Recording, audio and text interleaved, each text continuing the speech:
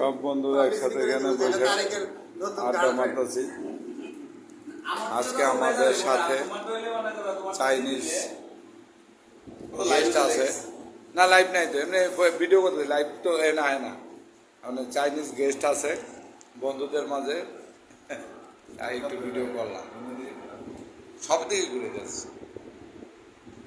তারেক, হ্যাঁ তুষার ধর, আমার দিকে ধর, আমি একটু ধর। এলো ডিপটি আরে 11 নাম্বার আছি।